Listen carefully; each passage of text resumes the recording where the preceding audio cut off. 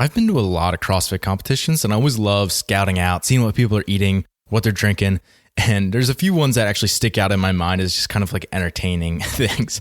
One, I remember this girl, she was sitting there between events, just kind of hanging out. She was eating celery sticks between events. And I was like, man, you realize that has like no nutritional value at all for what you're doing right now. That's just not going to provide you with any energy whatsoever. That's like pretty much net negative calories. What else? I've seen many people drink protein shakes, just like a whey isolate, just like straight protein after they're done working out, like no carbs at all. And I was just like, one another thing that just kind of drives me nuts personally. Oh yeah, but my personal favorite was this guy. And he was, mind you, this is right after he got done with the event. Like literally he's still like breathing hard and super sweaty. He like sits down. He's kind of like curled up in a ball, like after he's done. Then he like sits up from like making a sweat angel on the gym floor and he grabs a plate. He literally puts a dry chicken breast that was like grilled onto it. He's sitting there with like a steak knife and a fork eating a grilled chicken breast right after an event. I was like, oh my gosh, I'm getting like nauseous just like watching this guy try to eat this right after an event. And I couldn't imagine just trying to like choke down a chicken breast after you're just went and thrown out in a workout like that. So it's like, I've seen so many people get it wrong. So like, let's please just try to get this just a little bit more right. Let me help you rethink the way that you do nutrition for your next CrossFit competition.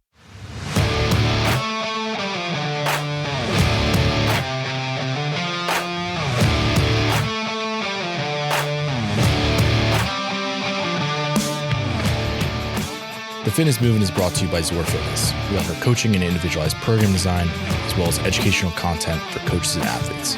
It's all one place, zorfitness.com. So essentially this podcast is on peri-competition nutrition. So peri-competition nutrition, what does that mean? So peri, the prefix peri means around. So in other words, everything that you eat around a competition. So pre, during, post, and I'm actually going to add prior, which is basically like before pre. So like a couple days before, like what's this going to look like? What's this going to look like before, several days before, like the day of, in between workouts, during workouts potentially, and then post or after workouts, what's it going to look like? And then I'm defining nutrition as anything that you put into your mouth. So food, water, supplements, anything that you're taking in before, during, after this competition, what is it going to entail? So the outline of this podcast, the first thing I'm going to do is compare performance and competing versus training and health. So performance versus training, competing versus health, like how we're understanding that those two things are different. And obviously they're going to have some correlates and similarities, but at the same time, they're also going to have some stark differences in a competitive setting. After that, I'm going to go into macronutrient basics. You've probably just heard that referred to as macros. So we'll talk about macros a bit and like what's the purpose, how much of them should be getting. But then specifically, I'm going to dive into prior nutrition, pre-workout nutrition, intra-workout nutrition, and then post-workout nutrition. Those four categories. So prior, pre, intra, post. So way before, right before, during, after. What's that going to look like? So let's dive into it. Okay, so let's talk about performance and health to start off. I think most people think that performance and health are kind of almost pitted against each other in some ways, where they certainly don't go hand in hand. But actually, the vast majority of the time in training, especially, performance and health are going to be tied very closely with one another. So if someone improves their metabolic panel, so their triglycerides, their glucose, their cholesterol numbers, kind of using their blood work as a marker of health, then likely they're also going to see you know what, I actually changed and improved my fitness level during that time as well. And that was actually correlating with this. It doesn't always work that way. And especially as people get into a higher level of fitness where they're maybe overtraining and doing things like that's where those things are going to start to deviate. But for the most part, most people, performance and health are going to be going hand in hand. Competition, however, is not one of those times. During competition, the goal is to win. It does not matter if you game the system. It doesn't matter if your back's hurting in a certain way. Like none of that stuff really matters. And certainly we can get into the argument of, you know what, you're not really an athlete full time or this or that. But like for the most part, we have to understand the goal of competing is to win. That's the whole point. That's fine if you disagree with me, but I say that's the whole point. You are there to have your best performance, and your best performance would be to win. So we'll go that way. But realize that if you were there and you were competing, you were trying to do the very best that you can. And it doesn't matter how you go about that. It doesn't matter the longevity of your joints or sustainability of what you're doing or your ability to listen to your body. None of that stuff is nearly as relevant in performance competition settings. It doesn't matter if we game workouts. It doesn't matter if we eat real food. It doesn't matter all these things. So we have to just understand that we are talking about a competitive setting here where it is win at all costs. It's fine if you can create shortcuts without cheating. It's fine if we're going to prioritize macronutrients and just not really care about micronutrients, phytochemicals, pre or probiotics, all that kind of stuff, because we're prioritizing the fueling demands. So when we start into this conversation about nutrition related to competition, we have to understand that we're coming from a performance mindset.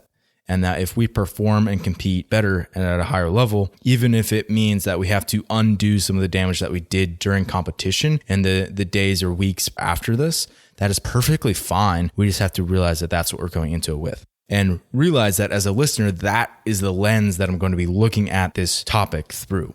If you are competing and we're talking about a CrossFit competition and trying to maximize your nutrition around that, we're talking about what can I do to give me the biggest edge so that I can win that competition or perform the very best that I can.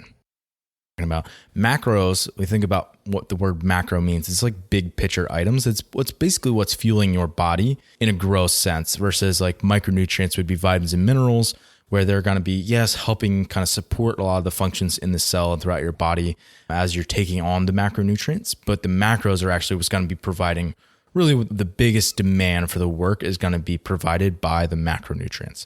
So there's three of them. It's carbs, protein, and fat. And that's what's really going to be helping you. A side note, we could probably throw alcohol in there as well, but provided that you're not like drunk or tipsy when you're actually working out, then we're going to be looking at these three. So again, carbs, protein, fat. So let's start with carbs. Carbs, they are your preferred fuel source for intense activity. So essentially every workout or 95% of the workouts that you do in CrossFit are going to be highly carbohydrate based while you're doing them. The only scenarios where that would not be the case are extremely long workouts. Think like more than 3 hours potentially, where you're going to start to use more fat for fuel. And I don't know if that's ever been the case where there's been more than like a 3-hour workout in a CrossFit competition that I know of anyway. The other scenario would be if you're completely depleted from carbohydrates, then your body will go to a secondary fuel source where it's either going to be using protein or fat for fuel. But that's not the source that your body wants to use during high intensity exercise. Your body wants to use carbs. I could kind of throw in a side note about creatine here. Creatine, and especially shorter bursts, you can think about like really sprinty short bursts of powerful bursts would be phosphocreatine demands are a little bit higher. So if you do supplement with that, even if you don't, like a lot of foods have creatine, but if you do supplement that, that potentially can be a fuel source as well in those short bouts. Or if you are kind of doing an alactic aerobic effort where it's an easier effort and then it's a really powerful hard effort. So next, protein. Protein is, you'll hear it referred to a lot as like the quote building blocks of muscle, which that's accurate. I mean, it's literally the muscle tissue is made of protein. So we need protein. We need it to rebuild damaged tissues, especially after we do really high intensity work. But it's not the preferred fuel source for high intensity work. It's just a chance for you to build up after you've already done that work. And then lastly, fat. Fat is going to be the fuel source most of the time actually, but not during that in high intensity. So lower intensity work, which again is most of the time during rest, during sleep, all those times you're going to be using fat primarily as your fuel source. And then it's also going to help with synthesis of hormones, the absorption of nutrients, a bunch of other functions. But if we're sacrificing one of these short term, I'd rather see someone sacrifice a lot of the fat intake to up their carbohydrate and protein intake and also to have that get absorbed quicker. So one of the principles that we'll look at here is that fat takes a much longer time to break down. Fat can't get broken down until it's in your gut. Whereas carbohydrates, for example, they can get broken down in your mouth, one, mechanically through you actually chewing, but two, chemically with your saliva. And then it'll hit your stomach. It'll get broken down by the acid there. It'll get mechanically churned again. It gets broken down much quicker and digested much faster than fat, which has to go through an emulsification process to be absorbed. And it's a lot slower process. So one of the reasons why you'll hear that I suggest not having much fat in a post-workout meal is because fat will slow your absorption rate and prevent temporarily carbohydrates and protein from getting to your muscles and into the cells faster. So that is the goal, is for a speed of delivery standpoint. We're just going to have a little bit less fat in the diet to make sure we're not slowing that too much. All right, so let's actually get into the timeline here. So we're going to be going prior, pre, intra, and post workout. So we're going to start with prior nutrition. I'm going to be calling prior 1 to 3 days prior to your competition is what we're talking about here. The goal here is for you to not change much. The less you change, the more consistent that you can be to what you always do. It's actually going to be really helpful for you. We are animals of routine. People eat on average about the same 100 foods most of the time. So the goal for you is not to start to experiment with a new diet or supplement or something like that. The goal is for you to just kind of hold and stay the course and make sure that you're not deviating from what you normally do so that you can feel normal or good on race day, right? That's the idea, like quote race day, like your competition day. The quote that I have here is, quote, nothing new on race day. And that's something that gets said all the time in different circles. But the goal is for you to create consistency, because if you do something new, there's a lot bigger chance that something's going to go wrong. If you decide, oh, you know what, I'm going to start taking a pre-workout supplement the day of my competition, don't do that. That's a terrible idea. The less you change, the less likely that there's something that can interfere with your best performance. You're not going to get new degrees of fitness if you take a new supplement or eating a little bit of, a new food or whatever. Like, just stick with what you already have. So eat the same foods you normally do, and you're going to eat it in about the same amounts. You might eat a little bit more to assist yourself in fueling, but for the most part, you're going to eat a relatively stable diet the whole time. So a key component of this is that your weight and your body composition, so your overall body size and your fat to lean muscle mass ratio, you're done with that at this point. You are not going to try to manipulate that anymore. So whether you're a bigger dude or a bigger gal, and now you're trying to cut down to your competition weight, at this point, you're not going to try to continue to lose weight right before the competition. You're just going to eat a maintenance diet where you're kind of coming up out of that caloric deficit so that you can actually take on all the fuel that you need and to be ready and fueled up for that competition. Same thing if you're someone who's trying to put on muscle mass and you're just eating a ton all the time. You might actually want to just ease off of that just a hair, where you're not having a lot of GI distress or bloating or things like that going into your competition either. So you're trying to avoid anything that's going to inhibit you from your best performance. It's really the goal here. As part of that as well, we might up the carb intake just slightly. We're not carb loading. You're not going to eat 10 bowls of pasta or anything crazy like that, but you might up it slightly if you're paying attention to that. However, that's going to coincide with a decrease in activity because you're going to be peaking for this competition. So you do less before you actually go into your competition so that your fitness peaks. But while you're doing that, as your activity level goes down, your demand to use carbohydrates will go down. And that means that the amount that's stored in your muscle will go up. And that's the goal, is for your fuel sources to be topped off as you're going into this competition. And then also make sure that you're taking in enough water as you're doing this. That activity level is going to be coming down, and that's fine and that's appropriate. You can even probably maintain your water intake, and you're going to become more hydrated as you do that.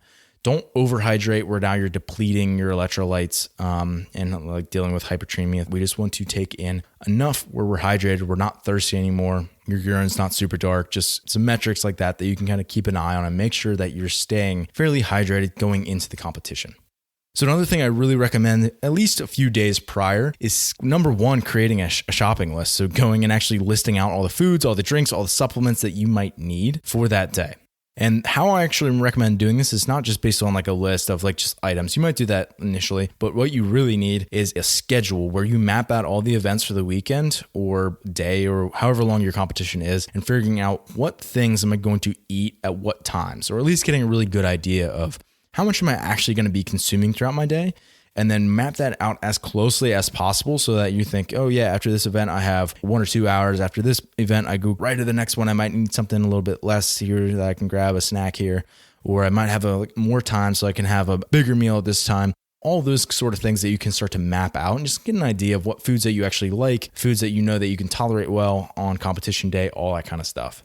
In addition to that, don't just go and get those specific items, but also get a few extra things and alternative options that you're like, you know what, if I not really feeling a banana on race day, maybe I'll get some grapes instead. So you just can things that you can sub out where you're like, okay, if I don't feel like eating this full meal, I'll have these bars ready just in case. Things like that where you can start to map out what you actually need for your quote race day. So speaking of nothing new on race day and this idea, I remember about a decade ago when I was doing triathlons, or maybe it wasn't even quite that long ago, 8 or 10 years ago, I was getting ready for my one race, and I knew to not change anything on race day, but unfortunately, I gave a carbonated drink that I was drinking that I tolerated very well to my father, who was also doing the race with me, 20 or 30 minutes before the race. And he came up to me after the race and was like, I was burping the entire swim. Like, that's not what you want to do. You don't want to change up anything. So whether it's you or somebody else, make sure you're sticking to the things that you normally eat and drink. So don't take anybody else's supplements. Don't change anything. Just stick with what you always do. So now we'll say it is the morning of. So you just woke up. We're going to consider this now to be pre-workout. So this could be anywhere from maybe 3 to 5 hours before you're actually working out, doing your first event. You are going to be then getting up and fueling for the first time. So this was going to be your last regular quote meal, where you're going to be eating all the things that you normally would in the same amounts. You're not going to be eating like snacks and things like that. It's just going to be more of a full regular meal. Here, rather than giving you endless options of things that you could eat, I'm just going to suggest a few things that you probably want to avoid in this case. 3 things that you want to avoid. Number 1, heavy fatty foods. So something like bacon or sausage that's going to take a much longer time to digest in your gut. Something that would typically on a regular day kind of stick with you and keep you satiated, keep you full for a really long time. You want to avoid some of those foods, especially if you know that you're going to be nervous and you're probably going to have some indigestion. You really don't want to be having something really fatty like that. So 2, we will be avoiding foods that are high in fiber. And the reason that we're going to be avoiding them is because they have the most potential for GI distress. So you don't want to be running in event 1 and have to go to the bathroom. So that's what we're trying to avoid. So just having foods that aren't super high in fiber, not eating like a ton of oats, maybe something like that as your first meal of the day is going to be super helpful for you to just kind of avoid one of those pitfalls.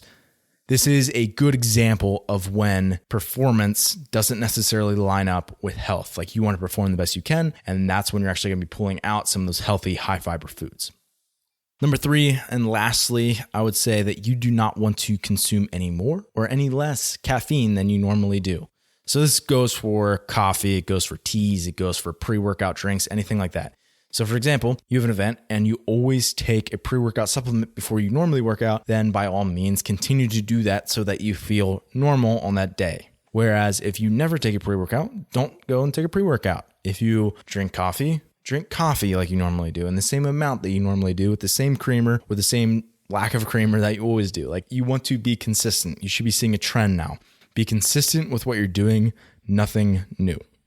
So I'm also going to consider pre-workout to not just be that last meal of 3 to 5 hours before. This could also be I'm going to call it an optional snack 30 to 60 minutes before. This snack, you may have it, you may not have it. Depends when your last quote regular meal was and when your event is. If you're feeling still a little bit full, if you're a little bit hungry, however you're feeling, however you're going to tolerate that meal, it's perfectly fine if you have this or don't have this. I would say this is more of a personal preference one and just kind of knowing yourself and what you need. The first thing we need to think about for this snack 30 to 60 minutes beforehand is we want it to be low fat and we want it to be high carb. I actually say low protein here as well. The reason for that is so that you can absorb it quickly and that it's not going to be sitting in your gut when you go out to actually perform. And you might skip this meal. Not everyone needs to have it. And you might skip it if, number 1, you are someone who is nervous. So if you're super nervous, you're not going to digest it well because you're already in that kind of fight or flight state. You're already probably going to have some indigestion. You're probably going to be burping. You have stomach jitters, like all that kind of stuff, butterflies. That's fine. Just skip that meal. You don't need that. It's called a snack. You don't need that. 2, if you're someone who's pre-diabetic, diabetic, or hypoglycemic. So all this is kind of fancy ways of saying you have issues dealing with sugar. So it could be that your blood sugar is going to be high. It could be that it's low, or it could be a combination where it's going up and down and kind of waving. If you're having issues or you know that you might have an issue with sugar during your event or going into your event, then by all means, don't cause a spike in your blood sugar before you go to work out. That's not really worth it. For everyone else, if you are kind of a normal responder and you're eating kind of a normal high carb, low fat food that's not just like straight sugar, but it's pretty easily digestible carbs, that yes, you're going to have a normal peak in blood sugar, but then it's going to even out and it's not going to dip super low. You'll just kind of be in a normal range by the time you get to your workout, and you're not going to be hypoglycemic going into that workout. But this is something that I would practice before you actually get into race day. And lastly, if you're someone who has let's just call it a sensitive stomach, or that you just kind of get nauseous or you feel kind of pukey before you want to go work out just from like nerves and other things, This goes back to that being nervous thing. Like, you don't have to have this meal. Probably better off just not eating this particular snack. Okay, let's get into intra-workout nutrition. So intra being during. So this is you're actually in the middle of an event. I'm going to classify it as either short events or long events. And yes, I'm creating a very distinct divide here between the two. Short events, I'm going to call that anything under 45 minutes. So you're going to see why I call anything under 45 minutes a short event. But that's one end of the spectrum. Then long events is anything longer than 45 minutes. I haven't really seen any events in a CrossFit competition much longer than the marathon row, the games the other year, which was 3+ hours for most athletes. So I'm not seeing many events longer than any of the sanctionals or anything, any local comps for that matter. So I think 45 minutes to 3 hours, somewhere in that range, right, where it's the long end of the spectrum, that's those long events. During the short events, so the vast majority of any CrossFit style workout that you're going to be doing, 95 to 98% of your workouts are in this range, in that window of 0 to 45 minutes. You are going to consume nothing during your event. So during your actual event, while you're out there doing your CrossFit movements, doing all that stuff, you're not going to be eating or drinking anything. And you don't need it. It's not going to aid you in any way to be consuming things. And there's only potential liabilities there from you doing that. So you don't want to consume anything. You're not depleting yourself far enough where that's going to be beneficial in any way. However, on long events, so events longer than 45 minutes, and by the way, this is either going to be like 0 or 1 events in your competition. There's not going to be more than one of these. And it's almost always cyclical events. So it's almost always a run, a bike, a row. I haven't seen a swim that long or anything like that. So it's usually an erg or potentially walking or running or rucking.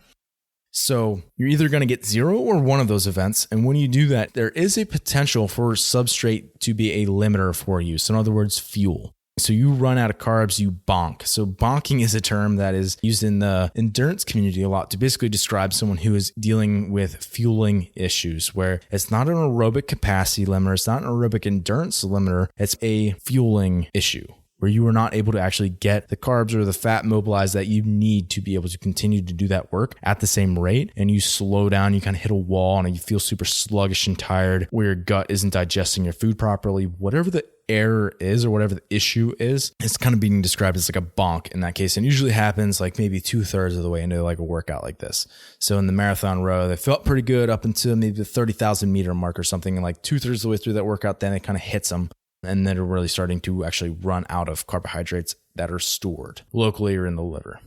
So during an event like this, it's super important that you are getting the fuel back into your body and replacing the liquids that you lost as well. So you're going to be sweating a lot. You're going to be burning a ton of calories in a really long event like this. You need to replace during the event. I actually recommend having a plan beforehand, but mapping out, okay, every 20 minutes, I'm going to consume some amount of liquid. Maybe it's 4 ounces of liquid or something, or like 3 sips or something like that, where you can start to manage how much you're actually taking in and making sure that at regular intervals during this workout, it's not at such a high pace that you can't stop and take a drink. You're going to be drinking or potentially eating during this event.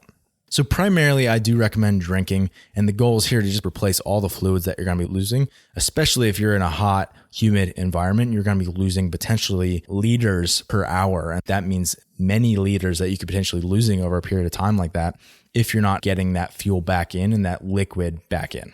You want to optimize the way that you do this so that you can take on as much liquid and as many calories as possible without creating GI distress or starting to hurt your pace. So you're going to be taking in water and sugar. So that's carbs, right? Sugar's carbs when you break it down. So water and sugar, you're going to be taking in electrolytes. So things like sodium, potassium, magnesium, calcium, bicarbonate, chloride, those would all be examples of electrolytes. So that could be like a better form of Gatorade or something like that, where Gatorade doesn't have many electrolytes, but it has the sugar, it has sodium in it at least, and it has water content where that's all going to be helping. Realize that there's also correct ratios here where some electrolytes, if you overdo it, that's going to actually create more GI issues. So for example, for me personally, I can't handle sodium bicarbonate, which is baking soda, but it's put in a lot of electrolyte supplements because it's sodium and carbonate, those two electrolytes that you need. And for me, that causes GI distress. Frankly, I get diarrhea. So I know that from endurance work. I've had several supplements that have had sodium bicarbonate in it, baking soda, and I've gotten really bad gut issues from that. And I did that in training, so I knew that that was going to be an issue for me. I didn't do it on race day. So it's important that you can handle all these different electrolytes in the forms that they come, but also that we get them in the right amounts and ratios so that we're replenishing in the right ways. And then secondarily, you're going to be eating foods. And these are going to be foods that, number one, it's easy to chew because it's really hard to chew and swallow while you're also moving at any sort of a decent pace. Things that are carb-based. So carb-based, breaking down into sugar quickly. So it could be things like those goo gel packets, honey, molasses, Cliff Bars, potentially if it's a nice long event, part of a banana, grapes, whatever you're going to tolerate well. It could be, gummy bears for all I care. It's just sugar, you're taking it in. Any of those things would be perfectly fine. And how much and what type of food and drink you can tolerate is going to be determined by the activity being completed and your body orientation as you're doing that activity. So for example, running is not just that you're upright, but you're also bouncing up and down. So if you're bouncing up and down, people when they're running can handle much less in terms of their gut compared to if they're biking. Biking, there's very little up and down movement. You're not bounding. Your gut isn't getting tossed and turned all over the place. So it's a much easier way to digest your food. If you're swimming, it's going to be a completely different ball game because you're going to have to come up out of the water and completely change your orientation of your body just to be able to get in food. That's a completely different scenario. If we're thinking about rowing, your hands are being occupied most of the time. So it might be really nice if you can at least have one handle on the rower handle and be able to either, have like some sort of a straw mechanism worked out where you can throw it into your mouth and suck down some Gatorade or something like that. Then if we're doing something like mixed motor work where we're switching between swimming, biking, and running, just say it's like a triathlon, then you have to really be careful and pay attention to your transitions. Not just because like in the sense of that, like you could like lose time during your transitions, but the fact that you have to change the way that you're distributing fuel to your limbs as you change each discipline. So as you transition from biking to running, those muscles are harnessed in different ways. And there's a lot more potential for cramping. There's a lot more potential for issues in that scenario, moving from one movement to another. So be slow and ease into those transitions and also do that in terms of your nutrition choices as well. All right, let's talk about post-workout. So this is after your event is over. And I don't care how long this event actually is. It could be a 5-minute event, a 15-minute event, or a 3-hour event. It doesn't really matter. You're going to be taking in about the same fuel either way. First thing is, the goal is to take this in as soon as you're kind of calmed down from your workout, at least enough where you can start to drink something. So I recommend most people taking in these calories and this fuel through a liquid form. And primarily it's going to be carbs and protein in approximately like 3-to-1 ratio. So more carbs, 3 times as many carbs as protein. And this window of time, this 10 to 30 minutes, or it could be a little longer than that, but it's called the anabolic window. You might hear it like referred to as the window of gains. But why does it make sense? Well, it's blood flow. Like your heart is pumping around, all your blood vessels are dilated to the tissues that have been actively being used during that workout. So it makes sense that, well, if we're taking waste out, it's really easy to continue to pump fuel in. So besides the carbs and protein, it can also potentially be helpful for you to include creatine and electrolytes as well, based on where you're at. And that could just be something as simple as adding a little bit of salt to your shake. So that was 10 to 30 minutes after. I'd also recommend eating 1 to 2 hours after. And if you have another event, that's kind of scenario number 1, then I would have another kind of pre-workout meal, so kind of going back to that first stage. But if you're done for the day, this is where I recommend now having a full normal meal with a mix of macronutrients and now including fat in that mix as well. So including carbs, protein, and fat.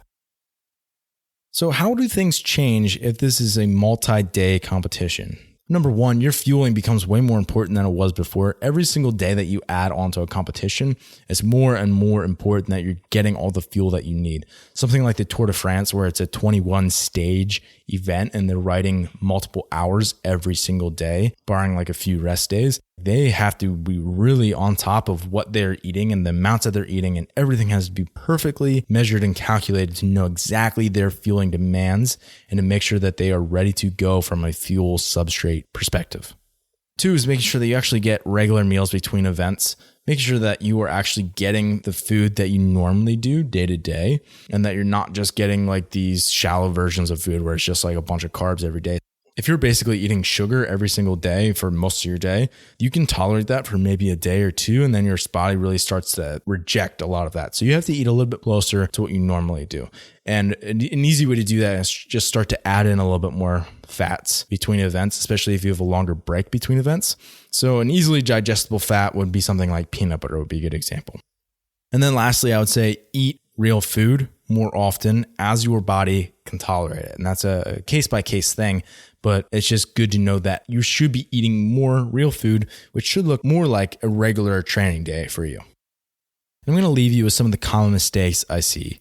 Number one is that people just supplement too much, especially with protein. Protein, they take in so much protein and it's like you don't need that much protein. I think people think supplementation as a whole is often just protein, whereas like, okay, it could be an electrolyte supplement, it could be an omega-3, it could be any number of other things out there. But supplementation as a whole, especially protein, I'm just seeing a little bit too much of it. If you can get something like maybe a Fuel for Fire or even like baby food, I know athletes who eat baby food that's easily digestible, probably pretty low fiber, but at the same time provides real food and carbs, that's ideal. The second mistake is it's basically the same exact thing where people are just getting in too much protein and too little carbs.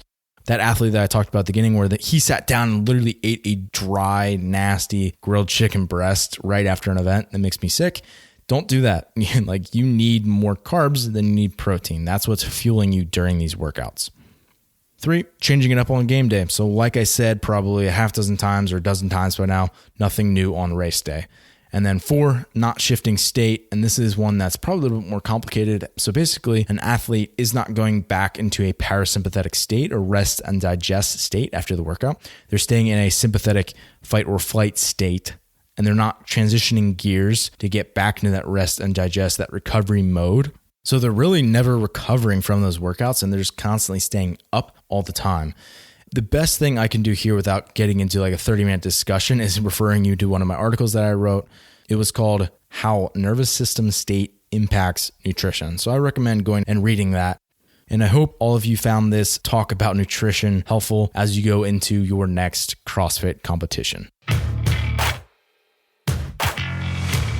Thanks for listening today. If you're someone who just started listening to the show, I would encourage you to subscribe so you can stay up to date. If you're someone who's been listening for a while, I would encourage you to rate and review the show. And lastly, the best thing that you can do to support our work is also the best thing that you can do for your performance.